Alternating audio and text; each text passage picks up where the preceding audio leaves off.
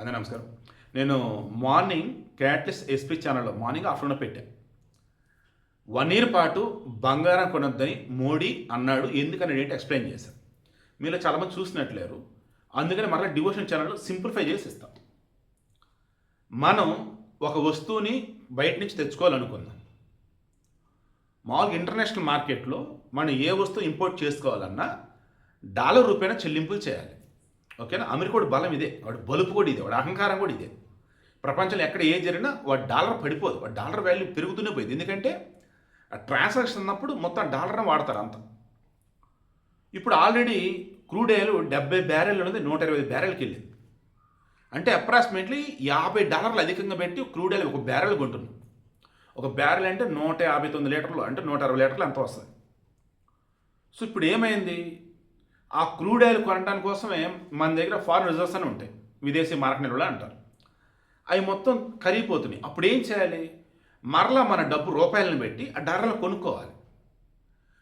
మన డబ్బు ఎక్కువ పెడుతున్నాము అంటే మనకి డాలర్ కావాలయ్యా, డాలర్ డిమాండ్ ఉంది, మన డబ్బులు ఆటోమేటిక్ ఎక్కువ పెట్టాల్సి ఉంటుంది. ఈరోజు ₹45 ఏమో పడిపోయింది మనది, అంటే డాలర్ పెరిగింది.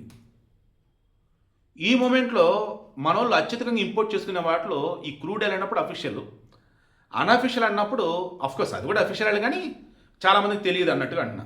అది ఏంటంటే బంగారం వేల కోట్లలో ఉండిద్ది, అసలు సమ్టైమ్స్ లక్షల కోట్లలో కూడా ఉండిద్ది. మొత్తం ఇంపోర్ట్ చేసుకుంటున్నప్పుడు ఏంటి, డాలర్ రూపాయలు చెల్లించాలి. డాలర్లు అయిపోయినాయి మన దగ్గర, దెన్ రూపాయలు ఇచ్చేసి డాలర్ కొనుక్కోవాలి. అప్పుడు రూపాయి వాల్యూ పడిపోయేది. పోనీ వచ్చిన బంగారాన్ని ఏం చేస్తున్నారు మన వాళ్ళు, కొనుక్కుని ఇంట్లో పెట్టుకుంటున్నారు. రొటేషన్ అయ్యేది లేదు.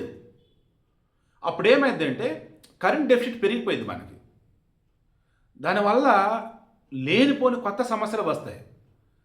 ఫారిన్ రిలేటెడ్ అన్నప్పుడు, ఎక్స్పోర్ట్స్ ఇంపోర్ట్స్ అన్నప్పుడు ఇబ్బంది, ఇంటర్నల్గా అన్నప్పుడు ఏమంటారు వస్తు ధరలు కొన్ని కంట్రోల్ చేయలేం.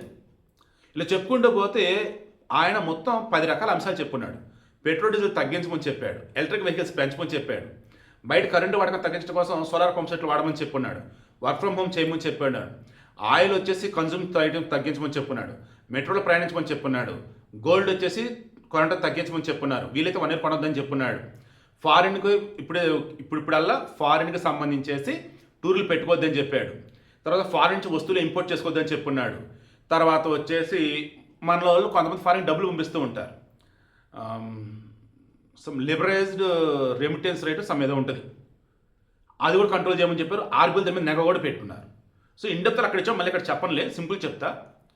మనం బంగారం కొంటున్నాము అంటే రూపాయి వాల్యూ పడిపోయిద్దండి. ప్రజెంట్ ఇంటర్నేషనల్ మార్కెట్లో డాలర్ వాల్యూకి డిమాండ్ బాగా ఉంది.